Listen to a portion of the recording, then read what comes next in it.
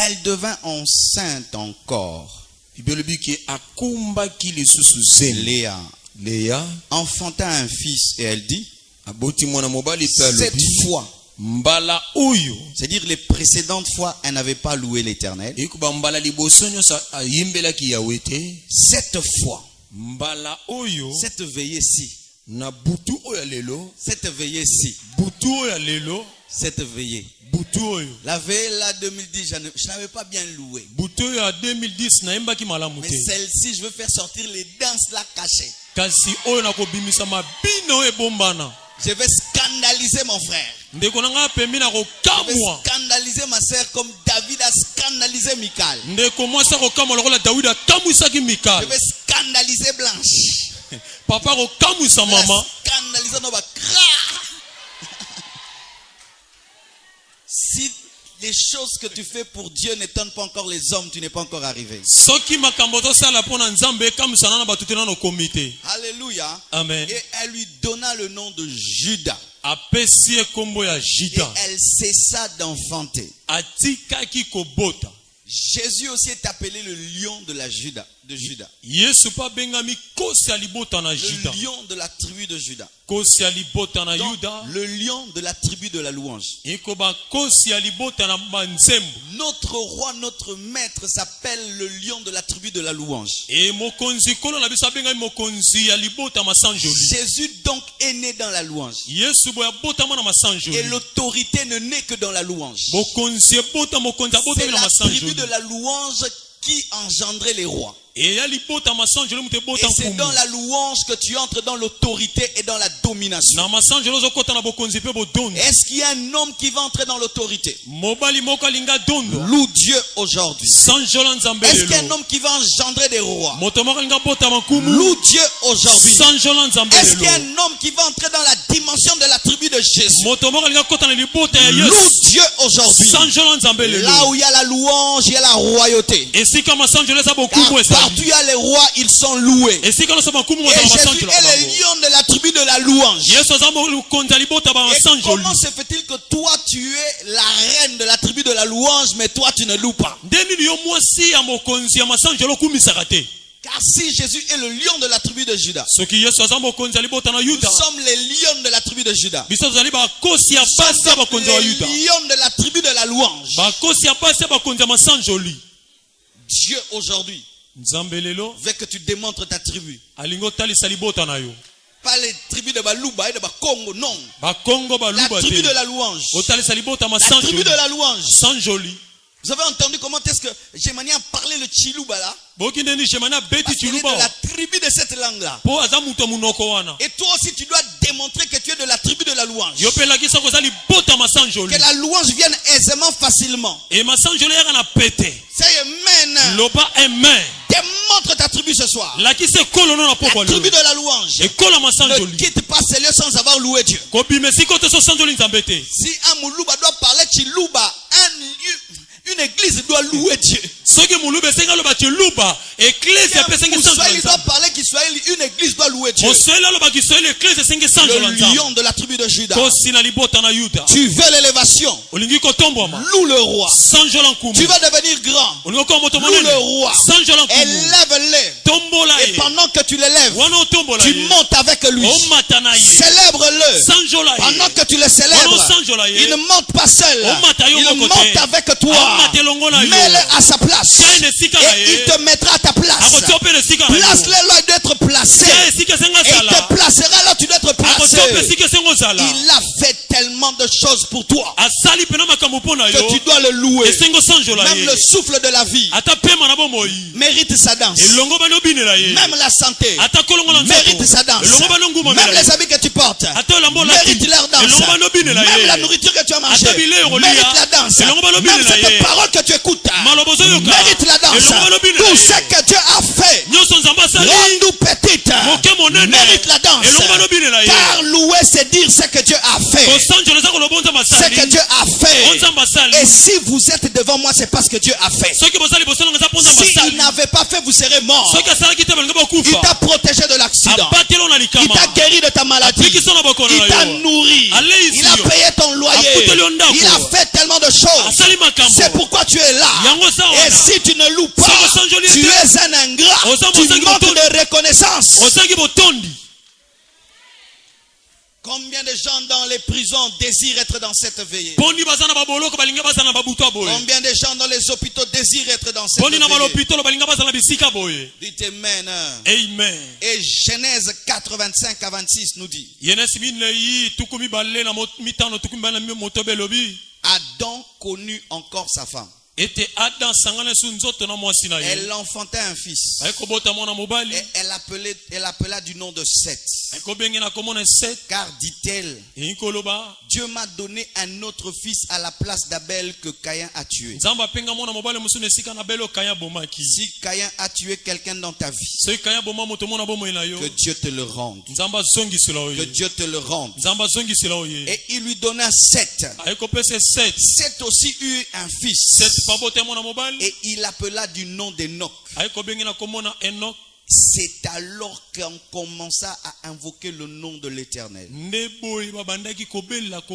Enoch veut dire l'homme. Donc c'est avec l'homme Enoch qu'on commença à prier, adorer et à louer. Nous cherchons les Enoch de cette veillée. Les gens par qui la louange commencera. Qui n'ont pas besoin que quelqu'un démarre pour démarrer et démarre. Même si Seth n'a pas démarré, mais eux commencent parce qu'ils comprennent qu'ils sont des Enoch. Nous cherchons les Enoch de cette veillée. Dans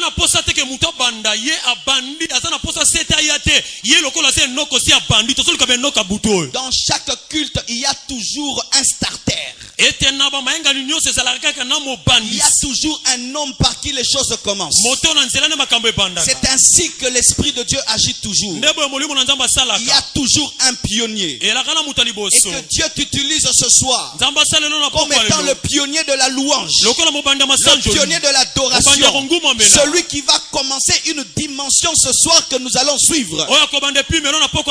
Enoch commença et les autres suivirent. Sois Enoch. Sois Enoch. Pour être Enoch, tu ne dois jamais tenir compte de ton voisin. Mais tu dois tenir compte de ta destinée. Enoch avait comme destinée sur la terre d'ouvrir la porte qui était fermée à Adam, et que par lui, même nous aujourd'hui, nous puissions continuer à invoquer le nom de l'Éternel. Fais ce que tu dois faire. Fais ce que Dieu te dira. Ne regarde pas ton voisin. Il a besoin que tu commences pour qu'il te suive. Enoch, si tu dois te rouler par terre, roule-toi. Si tu dois danser, danse. Si tu dois t'agenouiller, agenouille-toi. Fais ce que Dieu te dira. Dieu utilise les hommes pour les hommes. L'homme, c'est l'instrument principal de Dieu pour l'homme. Ce n'est pas un ange qui va changer ce culte. C'est un homme rempli de l'esprit qui va changer ce culte. Dites Amen. Amen. Genèse 22, verset 5 à 6. Et Abraham dit à ses serviteurs, restez ici avec l'âne. Moi et le jeune homme, nous irons jusque-là pour adorer. C'est la première fois dans la Bible que le mot adorer était cité. Et nous reviendrons auprès de vous. Abraham prit le bois pour l'holocauste, le chargea sur son fils Isaac,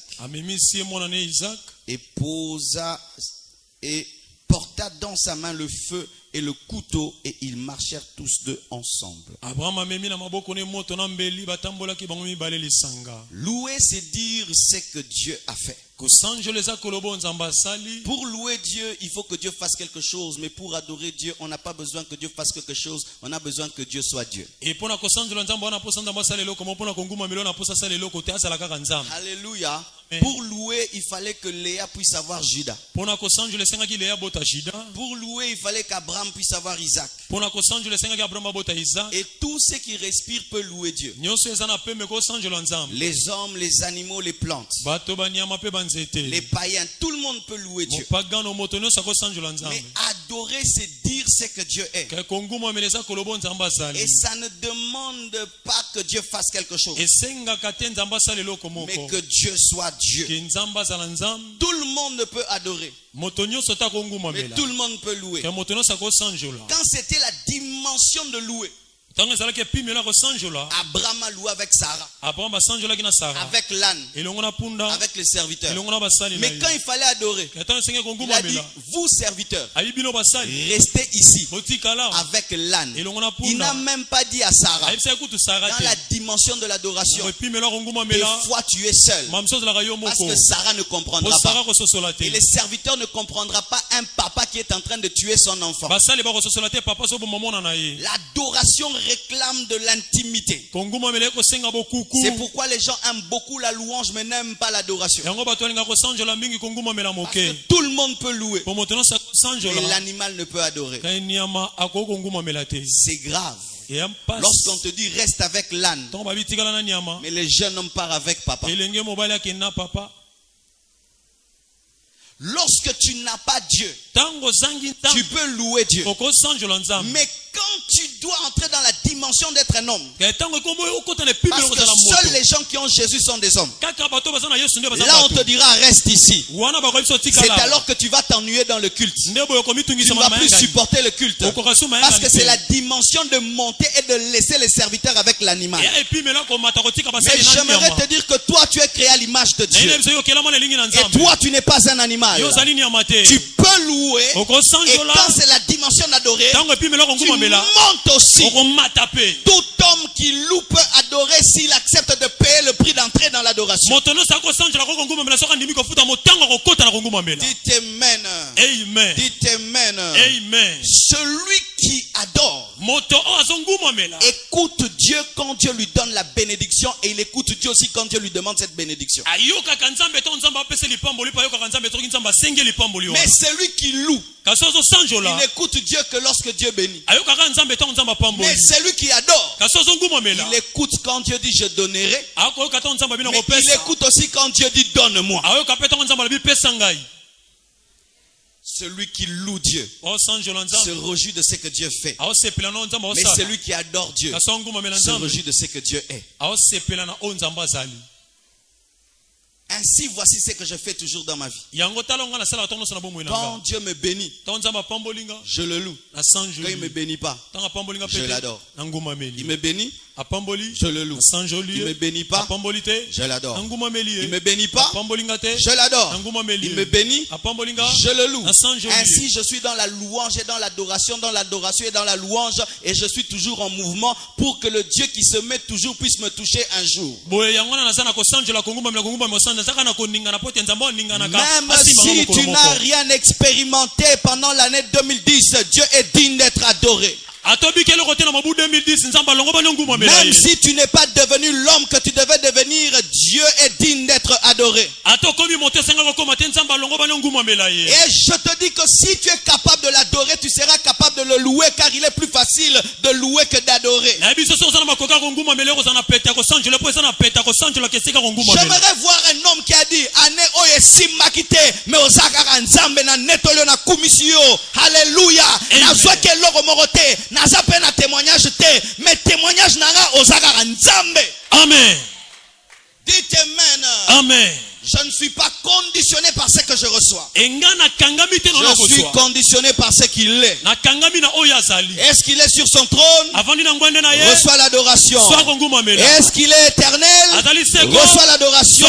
Ce ne sont pas mes problèmes qui changeront Dieu. Il reste Dieu.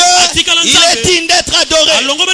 Même si j'ai la tristesse, que moula o esimbite, mais ya simbikaka. Amen. Dites amen. Amen. C'est pourquoi certains louent seulement, mais d'autres en plus de cela adorent. La louange est publique, mais public. Mais souvent l'adoration est secrète. Parce que là, il faut dire aux serviteurs de rester. On dit rien à Sarah. Parce que ce sont des choses profondes que personne ne peut expliquer. La louange réclame la gratitude et la reconnaissance. Mais l'adoration réclame plus que cela. Un don de soi-même. Car lorsqu'Abraham a donné Isaac, il s'était donné lui-même. Alléluia. Amen. Et la louange et l'adoration ne doivent pas être des lèvres, mais être toujours accompagnés des actes. Accomplir ses vœux. Faire une alliance avec Dieu. Faire un sacrifice comme Abraham. Danser comme Myriam. Faire une action de grâce comme Anne qui donne Samuel. Lever ses mains comme Paul. La joie comme David. Le rire comme Sarah. Le jour qu'on a annoncé à Sarah qu'elle aurait Isaac, elle a ri. Mais le jour aussi qu'elle a eu Isaac, elle a ri encore. Des fois par les pleurs comme Marie de Magdala qui a adoré Jésus. Des fois ça réclame la prosternation comme Abraham.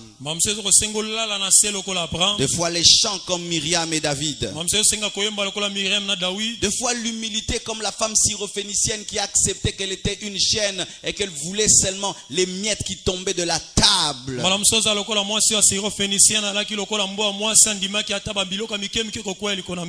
Mais souvent, qu'est-ce qui nous arrive?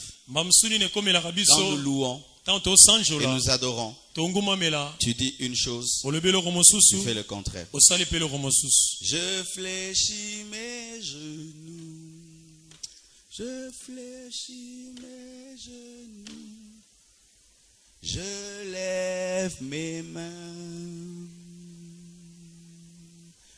je lève mes mains, je veux danser pour toi. Jésus, je veux danser pour toi. Je veux danser pour toi. Danser pour toi. Tu es toute ma joie. Jésus, tu es toute ma joie. Quand tu dis je lève mes mains, élève tes mains. Quand tu dis je veux danser, danse. Quand je dis je me prosterne, tu te prosternes. Quand je dis tu es ma joie, tu manifestes cela. Même si tu ne sens pas encore ce que tu dis, si tu continues à le faire, tu finiras par le sentir. Nous n'avons pas besoin de sentir les choses pour le faire. Nous avons seulement besoin de savoir que ce sont des bonnes choses pour les faire. Et en faisant la bonne chose, tu finis par être la bonne chose. L'homme charnel attend sentir la joie pour manifester la joie. Mais l'homme spirituel sait que la joie est bonne. Et il pose des actes joyeux jusqu'à ce que la joie de Dieu puisse l'attraper. Comme quelqu'un qui pose le bateau sur l'eau alors qu'il n'y a pas encore de vagues.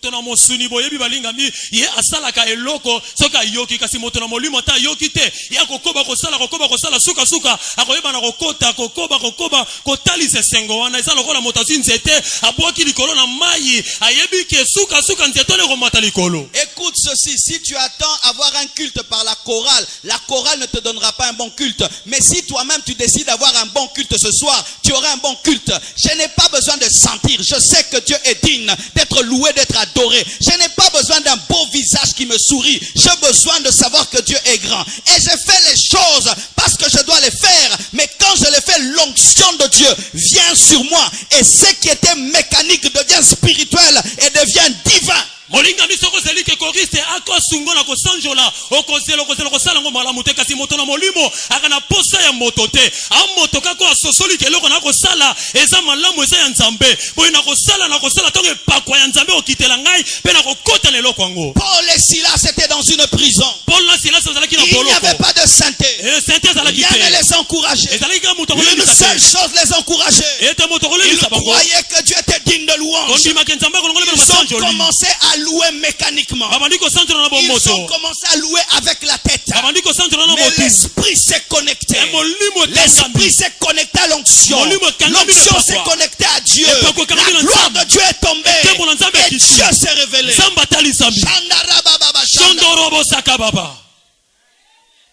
Tu dois avoir un bon culte ce soir. Et ça ne dépend que de toi.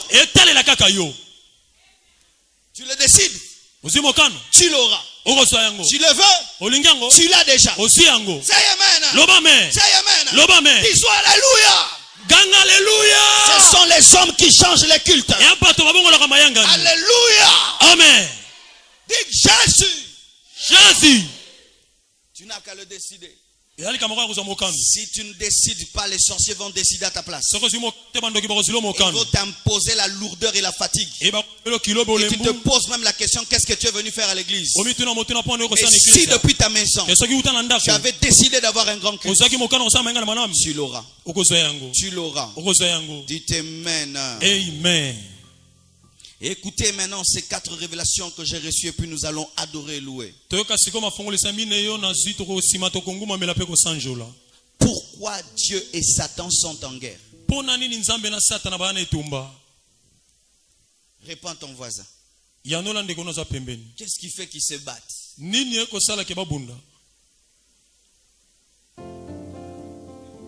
C'est quoi? C'est l'adoration. La seule guerre entre Satan et Dieu est causée par une seule chose, l'adoration. Dieu était adoré. Satan est devenu jaloux. Il a dit moi aussi. Quand il a dit moi aussi, Dieu l'a dit je te jette. Pourquoi est-ce qu'il y a des sorciers? Ce n'est pas parce que Satan veut bouffer les gens. C'est parce qu'il cherche des adorateurs. Pourquoi est-ce que nous évangélisons? Ce n'est pas d'abord parce que Dieu veut remplir les églises. C'est parce que Dieu cherche des adorateurs. Partout dans la Bible, on ne nous dit pas que Dieu cherche des hommes qui prient. Mais Dieu cherche des adorateurs qu'il adore en esprit et en vérité. La guerre entre Dieu et Satan, c'est la guerre de l'adoration. Et aujourd'hui, tu dois faire échec à Satan en donnant l'adoration à Dieu. Est-ce que vous comprenez ça? Toutes ces stars, Michael Jackson, ceci, cela, n'existent que pour dévier l'adoration. Là, au lieu qu'on puisse adorer Dieu, on adore les hommes. Mais sachez que derrière toute idole, il y a un démon. Et toute adoration déviée est donnée à Satan. Il y a des gens ce soir qui adorent le diable. Et nous sommes venus adorer Dieu. Nous sommes venus adorer Dieu. C'est ça le but de notre existence. Avant nous, il y avait l'adoration. Et après nous, il y aura l'adoration. Dans l'éternité, il y aura l'adoration. Il n'y aura pas l'évangélisation. Il n'y aura pas de prédication. Il y aura l'adoration. C'est pourquoi quand tu adores, tu dois bien le faire. Amen. Est-ce que tu comprends ça? Quand Satan t'entend adorer Dieu, il est jaloux. Il aimerait que ça puisse lui revenir. C'est pourquoi tu dois bien adorer Dieu. Pour l'énerver. Pour lui dire jamais ma bouche ne sera à toi. Je veux vous démontrer cela. Lorsque Satan tentait Jésus, quelle était la plus grande tentation? Change la pierre en pain. Jette-toi et Dieu en verra. Quelle était la plus grande tentation? Si tu m'adores, je te donnerai. Quand il a dit change la pierre en pain, est-ce que Jésus l'a chassé? Quand il a dit jette-toi, Jésus l'a chassé. Mais quand il dit adore-moi, qu'est-ce qu'on lui a fait? Pourquoi? Il a touché là, on ne touche pas. C'est pourquoi même Dieu dit je ne donnerai ma gloire à personne. Parce que là où il y a la gloire, il y a l'adoration. Pour l'adoration, Dieu peut tuer. Dieu se nourrit d'adoration. Dieu se nourrit d'adoration. Tu veux que Dieu soit à l'aise dans ta vie. Ne prie pas trop. Adore beaucoup.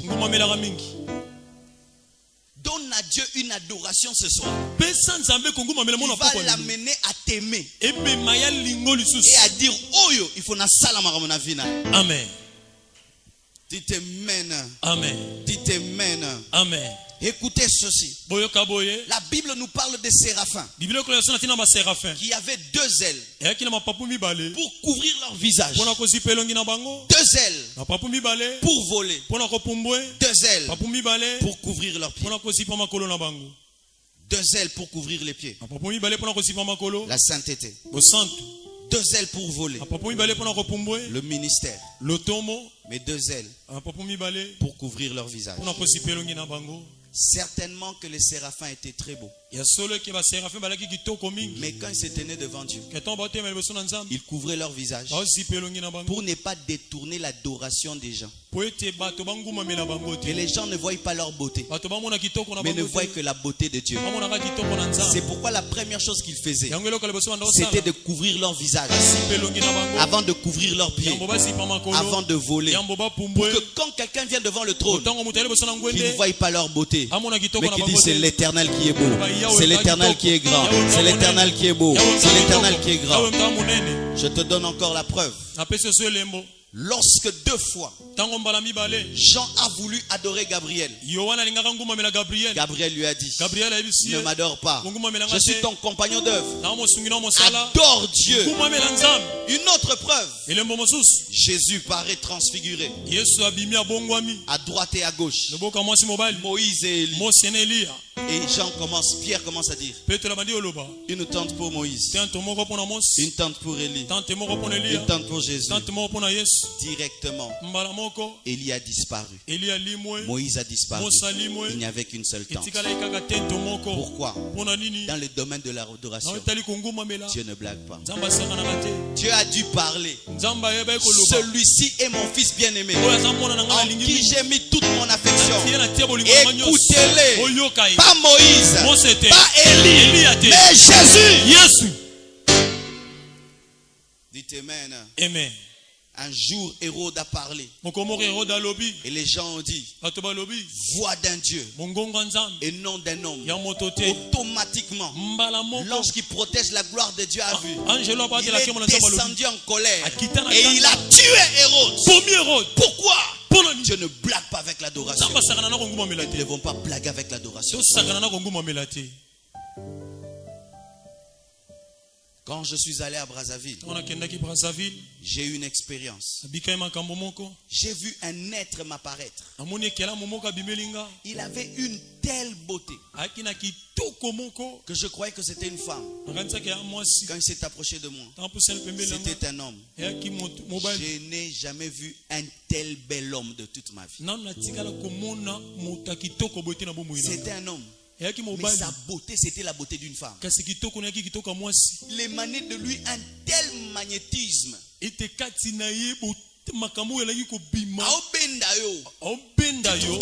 merveilleux. Tu sens que tu dois t'approcher. Et derrière lui, il y avait une foule. Une foule.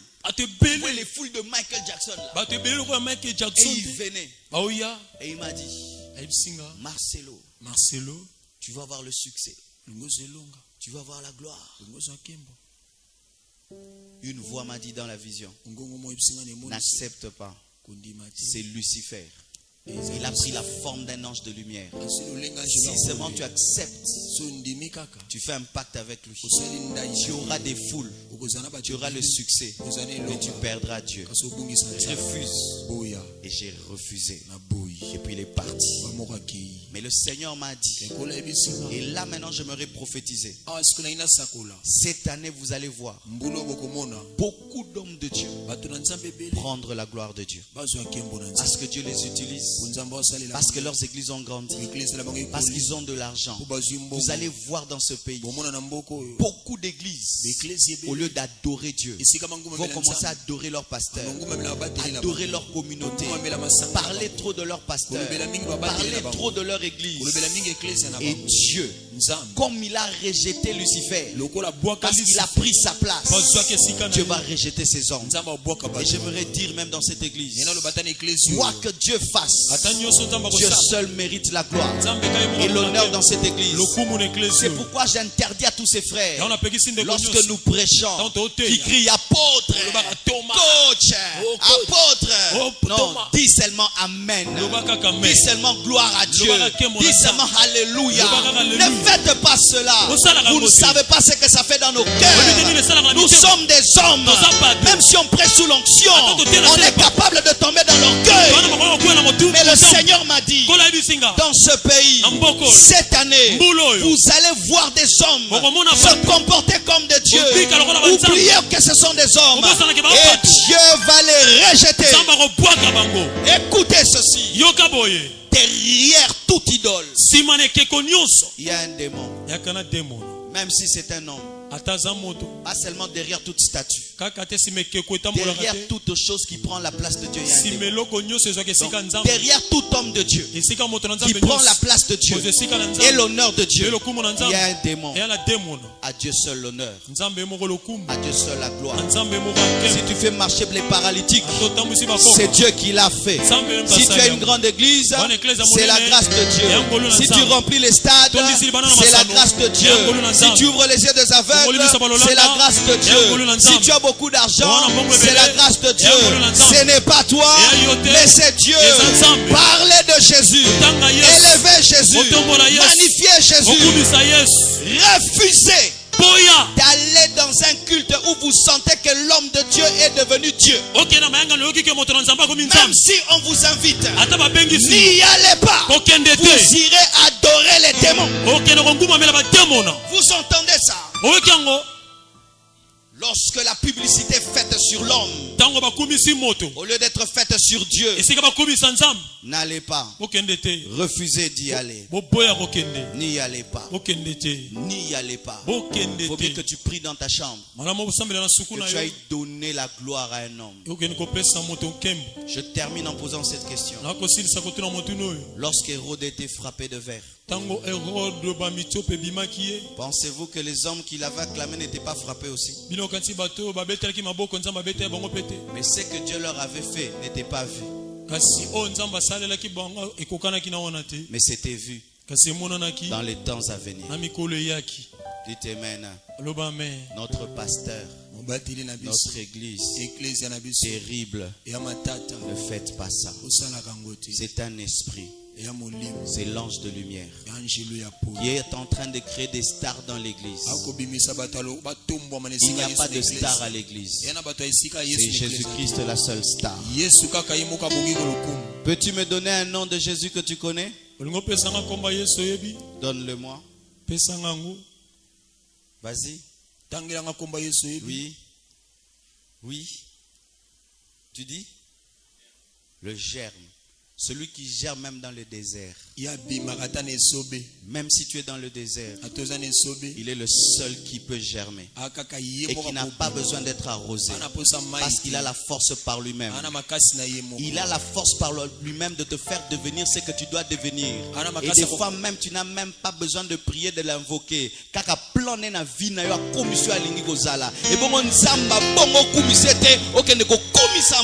Amen. Donne-moi un autre nom que tu connais. Donne-moi. Emmanuel, celui qui est toujours là, même dans ta prison il sera là. Quand tu tombes malade, tout le monde partira, mais plus il restera. Le jour de ta mort, tout le monde pleurera, ils partiront. Qui n'est jamais mort, tout le monde n'est pas là. Mais Jésus, celui qui l'a prêché est toujours là. J'aimerais te dire, adore celui qui restera toujours présent dans ta vie.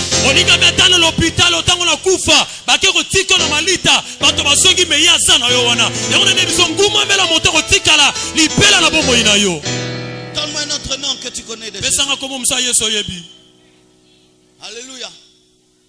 Ton bon berger, il est celui qui te garde même dans ton sommeil. Il est celui qui veille sur toi même quand tu as oublié qu'il est là. Il est celui qui ne part pas alors que ta sentinelle que tu payes peut partir. Mais lui que tu ne payes pas, il est là alors que c'est lui le roi. Il est la plus grande sentinelle de ta vie. Quel amour et quelle humilité. Et comment ne pas louer, adorer un tel mobateli malamu na ine biso ye azalaka wana tango nyonso ata mokengeli ofutaka na suka sanza akokokende meya kotikala abengami roi de roi kumu na bakumu me ofutaka ye te atikalaka wana bolingo nini mpo na yo ebongo nzambe aboyela nguma melete mpo na nini. Alléluia. Amen. David le connaissait. Il savait qui il était. Il savait ce qu'il avait fait pour lui. Il savait ce qu'il représentait. C'est pourquoi il pouvait oublier qu'il était roi, afin de le louer et de le célébrer. Un jour, un homme est venu me dire, tu connais tel homme de Dieu, c'est un multimilliardaire. Mais tout le monde dit que c'est un amoureux de Dieu. Quand c'est le culte, c'est l'heure d'adorer Dieu, il oublie qu'il a des milliards. Là, il n'a plus que Dieu. Il n'a plus que Dieu. Frères et sœurs, nous voulons louer de sorte même que la chorale soit étonnée de la puissance de ses chansons.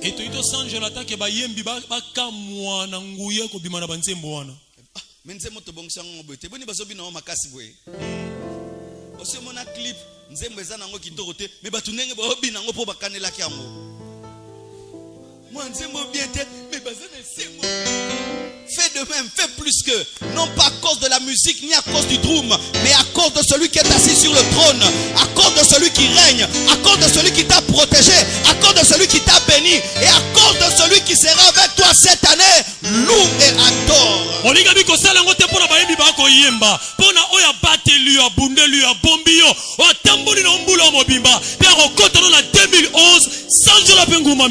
Adorons Dieu ce matin.